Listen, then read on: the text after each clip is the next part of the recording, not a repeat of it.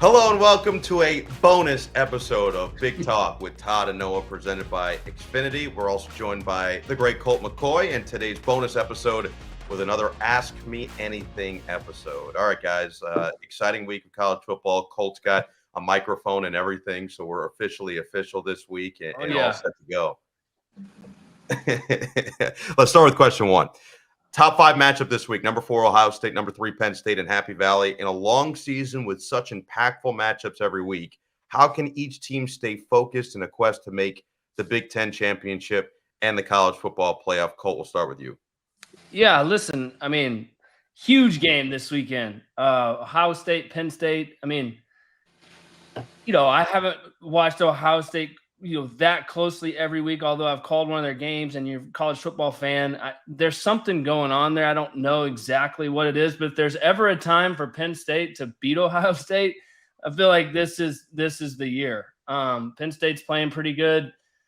So I'm excited about watching this game, but I'd be interested to hear Todd's thoughts. But I kind of lean towards this being a great matchup, as it always is, and Penn State's got as good a chance as ever. It seems like when you think about Penn State, don't get mad at me here, Todd, but when you think about Penn State over the last 10 years or so, it's like they always go, 11-2 or 10-2, and you lose to Ohio State and you lose to Michigan maybe, and it's like, but you're still a really good football team, right? And so this is their chance to kind of just say, bam, I'm going to knock Ohio State out. They've already got one loss, and if they do, it creates a lot of different situations throughout the Big Ten that's going to trickle down and affect everybody, including Indiana.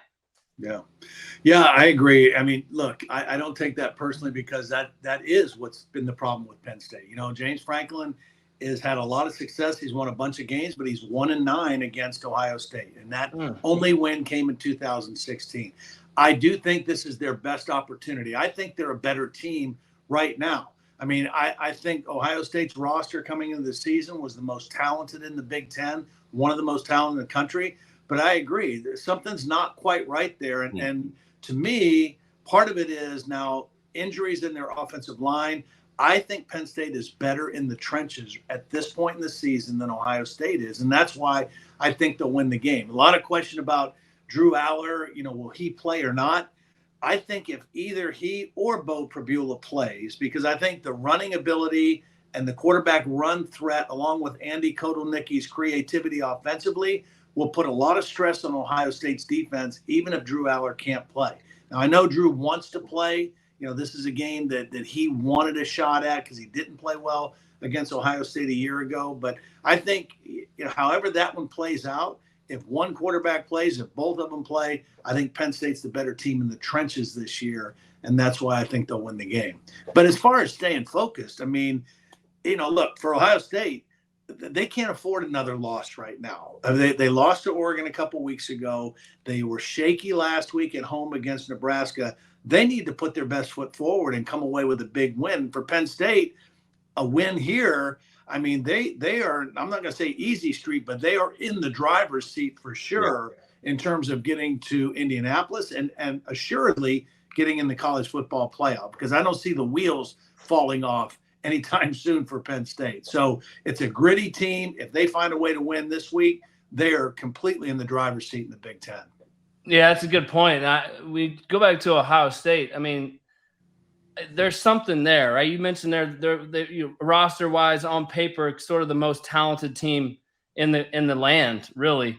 And right. I still think that, but there's something just not clicking for everybody. Offensively, maybe it's in the trenches like you talked about, but they're still capable of figuring it out and putting their best performance against Penn State. And when we talk about focus, like, these are the games you don't have to get up for. Like, you don't have to take an energy drink to get ready for this. You're not playing Akron or Kent State, right? You're playing Penn State, and this is a big time game. Top 5 matchup, and so I think we're all excited to watch this play out.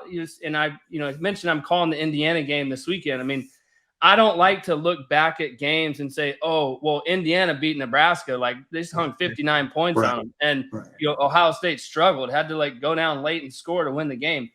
but at the end of you're kind of thinking like, what?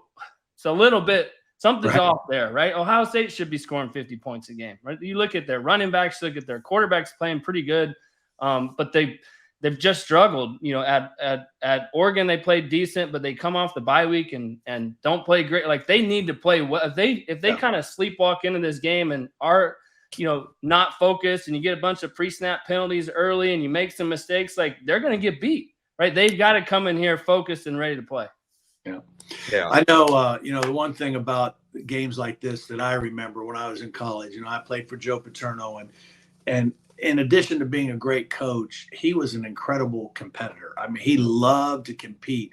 So playing for him in a week of a game like this was the best, because he knew we were going to be ready to play. He was going to be ready to compete. He was not hard to play for or to practice for in weeks like this, because he knew we'd be ready. He was a pain in the rear when we were playing in Akron. We were playing at Temple. Somebody we were supposed to beat really bad. He didn't want any complacency, so he was awful during those weeks. But in the weeks of a big game, he was cool, because he knew we would all be ready when Saturday came around. And I think both of these teams will be ready for a showdown on Saturday at noon. That actually leads to that second question that was submitted, which is, how did you guys elevate your preparation when you knew you had a marquee matchup in something like this, a top 5 game or a big conference battle, whatever it might have been? Yeah, I think for me, just, Todd, you played at Penn State. I played at Texas. You played in a lot of big games. And, those are the games that the energy was high throughout the week. And as a competitor, you always tried to, approach each week the same way, stay in your routine, stay in your preparation. But you just felt everywhere you went, you going to class, everybody's ready for this game, right? Mm-hmm. I remember when I was in school, Baylor was not very good. It was a conference game, and you just kind of dreaded that week. And, talking about Joe Paterno, I played for a guy named Mac Brown, who was awesome. Coach Brown was great. And he was very much the same way, like constantly on you. Expectations are high. We don't have a week off. And so when we would play Baylor, he would tag a little rubber band around your wrist with a little bitty stuffed bear for Baylor Bears. And you had to wear that on your wrist at all times in the building. Like, you couldn't get in the building. You couldn't go eat at the lunch room. You couldn't go to meetings without having this bear on your wrist. It was so annoying, but it was his way of saying, like, every game matters here. You're going to get everybody's best shot, right? And so those games, you tried to figure out ways to motivate yourself to get ready. These games, you don't have to get ready. Like, this is prime time. This is the big one. This is the one that the country's going to be watching. It's a top 5 matchup, right? Ohio State, you pretty much dominated Penn State. Penn State, like, this is your chance. Like, you win this game, you're in the driver's seat to the Big Ten, and maybe even getting a bye for the 12-team playoffs. So huge implications for both teams here. Yeah, I think, Colt's exactly right. I mean, you want to prepare for every game the same way, just like us in the booth, right? Yep. We have bigger games on our schedule than other ones, but you prepare the same way. You put the same amount of work in, the same amount of film study, all of that. But and you can feel the energy, whether it starts on Thursday or Friday or Saturday morning, when a game is bigger than another one. So then the thing that you have to be cautious of or as a player is not trying to force anything. Even though the game is bigger, the stakes are higher, you still have to allow the game to start, allow the game to come to you a little bit, and not feel like you have to play out of yourself or out of the scheme or out of your system to make a bigger play. Those will take care of themselves. So you still approach it the same way. You kind of get a feel for that energy, but then once the ball's kicked off, man, you just lock in and play ball. Yeah, and experience certainly helps, and Ohio State's got experience at quarterback with Will Howard, one of several transfer quarterbacks across this conference. So the third question submitted, Todd, we'll start with you. Who's been the most impressive transfer quarterback so far in the Big Ten? Well, I'm going to go with Curtis Rourke right now, even though he didn't play. And the reason I go with him is because, look, Will Howard came from a Big 12 school and had played really well there. Dylan Gabriel was the player of the year, offensive player of the year in the Big 12 at Oklahoma, right? I know Max Brosmer came from a small school, but Curtis Rourke came from the Mid-American Conference. He was very good at OU, had a better junior year than his senior year, but it was still a lower level conference compared to these other guys. And he stepped into the job there at Indiana, and he has played masterfully. I mean, he has really, really played well, looks totally unflappable on the field, decision-making, accuracy with the ball, just knows exactly what he's doing. And, you know, when you watch Indiana on film, the thing that stands out as much as anything is their execution level offensively. I mean, they are on point, and they are, and most of that is a result of Curtis Rourke directing things, you know, where he's going with the football, how he's going with the run game. Their execution level is excellent, and it starts with Curtis Rourke. Yeah, that's great. I was leaning Curtis Rourke too. I mean, Will Rogers has done a good job at Washington. You know, they've got 61 new players on their football team, including him. But he has played pretty efficient and totally different offense than the air raid. And I enjoy watching Will play. Curtis Rourke, I'm just diving into them because I get the opportunity to call the Indiana game this weekend. And he has done outstanding. He's got some receivers that make plays. They rotate running backs that are all really good. Their offensive line is decent, but his ability to just jump in there and Cignetti's offense and just they are dialed and they're very, very balanced. He doesn't turn the ball over. He is really fun to watch. I'm still going to stick with Will Howard. I think, you know, coming from the Big 12 where he played pretty good throughout his career at Kansas State. Now he's got the keys to a Lamborghini at Ohio State, right? And so I do think that Will Howard has played nicely. This is a game that is going to matter a ton to him and to Ohio State. Look, they've already got one loss on their schedule. They can't really afford to go lose to a team like this. Now they're fighting for a spot in the 12-team playoff. They still got to play Indiana. Like they've got a schedule that could really set up nicely for Will Howard if he goes out and plays to the expectation, to the level that I think he can. You look at his stats throughout the year, like he's completing a lot of footballs. He's you know, you talk to Chip Kelly and he's sort of the brains with the ball in his hand, getting them to the right looks, getting him into all these little run game, you know, checks and things that they do at the line of scrimmage. But he's completing a high percentage of passes. My deal with Will Howard is that he's had a turnover or two almost in every game. It's just like, you gotta get rid of that one. And but I look at their schedule, I look where they're at. I'm certainly still high on Ohio State. And if they want to accomplish their goals, it's gonna be Will Howard, you know, running the show. And so a big game this weekend for him. I think he's done a nice job all year. But you know, the guys that you mentioned in here, Will Howard, Dylan Gabriel, obviously he's a stud. You know, I watched him he had 35 seconds on the clock against Texas last year in one of the biggest rivalry games that I've ever played in, and just marched them down to win. Like he has that about him, and I would be remiss to leave him out because he's doing a really nice job at Oregon too. So we'll see, man. These are some really good quarterbacks we threw out there. A lot left to play for though. Yeah, you know, Colt mentioned the goals for Ohio State. One of those goals was to win the Big Ten. I mean, nobody on this team at this point had won the Big Ten in the last 3 years because they had lost to Michigan at the end of the year. So that's still very much a goal. It leads us to question 4. Colt, who would be the ideal Big Ten championship matchup? If you could pick your 2 teams right now to duke it out, who would it be? Man, that's a great question. Look, you got Ohio State, you got Oregon, you got Penn State. And to me, I think you got to put Indiana in there. Right, Indiana is playing awesome, and so I could easily see this being an Indiana Oregon matchup, and I think that'd be really cool for the Big Ten. Right, you got Oregon, who's just kind of moving into the Big Ten. You know, they beat Ohio State at home. They've got some big wins. Indiana would be just the most awesome story of the year if it's not already. The things that they're doing are incredible. They still got to beat Michigan State this week. They got to beat Michigan. Then they got to go to Ohio State. Okay, so their schedule is they're going to earn their way to the Big Ten championship if they do what they're supposed to do.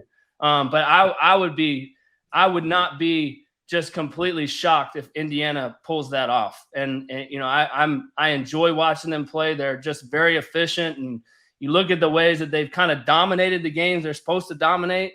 They kind of ran a dogfight with a backup quarterback last week against Washington, and figured out you win a game like that, put up 31 points with a backup quarterback. That's the sign of a really good football team, in my opinion.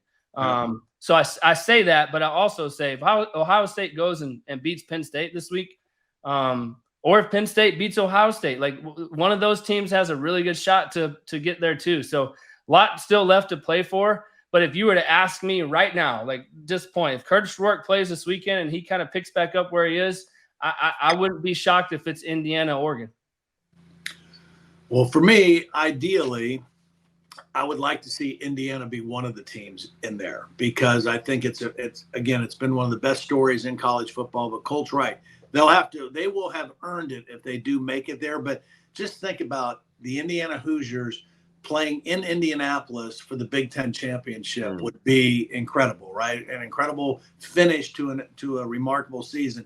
JMU West, taking it to Indianapolis. But as far as matchups, and I'm going to say this, and this has nothing to do with my feelings about Ohio State, because I like Ohio State. I like Ryan Day. It doesn't have to do with that. But I'd like to see Indiana, Penn State, Indiana, Oregon, or Oregon, Penn State, because in that case, none of those games would be a repeat of a regular season game. And so I don't want to see two teams playing the Big Ten championship that already played during the season. I'd rather see a new game in that matchup. So anyway, any of those combinations I think would be ideal. But first and foremost, I think it'd be very cool if Indiana was there in their home state. Yeah, well said by both of you. Final question that was submitted. What was your favorite game day tradition, Todd? It could be something that Penn State did. It could be something that you really enjoyed watching on the road with some other a different school, whatever it might be. Was there something that stood out from your playing days? I don't know if I had any real, traditions. We didn't do, well, I will say this. Yeah. So we used to ride, we would dress, we had a locker room in the stadium, but we would dress primarily in our football building, which was kind of across the street. And so then we would go out, when we go to the stadium, we'd ride in these blue buses, these old blue school buses, and they would take us, up through the tailgating. And the starting quarterback always sat in the first seat next to the head coach. So I'd always sit by Joe, and it was just such a cool feeling of going up through all the fans, on your way to the stadium, and they would kind of see the buses coming. They kind of line up, and just kind of cheer us on. And they still do that. They still ride the buses over. It's a little bit more of a hyped up deal now with Penn State when they go to the locker room at the stadium. But that was the traditional thing that we did that was always cool to get there that way. Colt, anything that stood out to you? Yeah, I'm kind of the same way at Texas. We didn't, there's not a whole lot of traditions. We walked past a Freddie Steinmark sort of deal on a wall there before we walk out of the tunnel, and he was, one of those just tough, played through cancer guys that kind of, sets the the pride and the tradition of being able to play at UT. You give it your all. It's a really cool story. There was a movie made about him called My All-American. It's really cool about the history of the Texas program, and specifically him. But I'm going to switch it just a little bit. Like, one of the things that I love about Texas, and I also like about Penn State and some of these, marquee schools, is that, you don't change anything that you wear when you go play. Like, when you play a home game at UT, you're wearing an orange top, white pants, and when you play on the road, you're going all white. And that jersey and that combination is never going to change. Like, that's a tradition. That's an important deal at UT, and I'm very proud of that. I think we got the best unis in the country. I mean, we can argue that. But I see all these other schools, changing uniforms and wearing all black and black helmets and I think it looks cool sometimes. But to me, the tradition and the pride are in just like, nope, what we're wearing every time we show up to the stadium. Yeah, I am right there with you on that one. You know, I think it's cool when you turn the TV on, you know immediately who's playing. You don't have to look twice or try to guess, you know, who is this that I'm watching right now? You know right away if it's Texas, if it's Penn State, if it's Alabama, you know, if it's USC, you know who you're seeing on the field. I hear you. I know Oregon's playing when it's pink. Come on. You guys just got to get with the program. Yeah. We do have a bonus question, by the way. What would your Halloween costume be for this year? And do you recall a favorite one from past years, Colt? Yeah, I tell you what, you know, I've got 4 kids and we do Halloween and it's fun and we dress up and they're at that age. You know, my oldest is 9, my youngest is 3. And so we've always done these like family costumes where we kind of do like a movie. This year we're doing Aladdin. So I'm going to be Jafar this year. Let's go. Yeah, you know, Judd, my son, he picked Aladdin. My little one's gonna be Abu, the little monkey that rides on his shoulder. And you know, so a few years ago we did Paw Patrol. We've done Peter Pan. We've done just a bunch of the old, you know, the classic movies, and it's pretty fun. We kind of step out of the Suburban and everybody's got their outfit on, and you know, we'll see what my wife looks like this year wearing the carpet. I don't know how that's going to go, but you know, the magic carpet, we'll see. But Halloween's fun. It's a great time for the kids. Our little neighborhood does a fun, you know, little, you know, shut the streets down and all the kids run around. It's pretty cool. Yeah. I can't compete with that. That's awesome. I mean, I love that. I mean, I'm a lot older too, though. I mean, I don't even remember. I did last year. My wife wanted to dress up as a family, so we were the Scooby-Doo. Our little dachshund was Scooby, and then I was Shaggy, and she was oh gosh, what's the girl's name? I don't know. Daphne. Daphne. Yeah. So we were all dressed up that way, but yeah. Nice. But it's fun. Yeah, it's fun. We live in a cool neighborhood too, and so we get a lot of little trick-or-treaters. I like seeing them come up to the door. And I mean, I'll show you guys one of my past ones. This was one where I woke up on Halloween and realized I didn't have a costume, but I had enough to put together something no one had seen before. So I was Mr. T, the NBA referee. Yeah. I mean, that one was good. I actually also liked Borat back in the day. Was also a good one. There you go. Yeah, Halloween's a fun time, guys. Right? Good time. If you ever need Mr. T, the NBA referee, you just let me know. I got the parts. Just always know that. Either way, Colt, we appreciate you for joining us for this bonus episode, and we appreciate everybody for tuning in to Big Talk with Todd and Noah, presented by Xfinity. Make sure to download and subscribe on the NBC Sports YouTube page, wherever you get your audio podcasts, and we'll talk to you soon.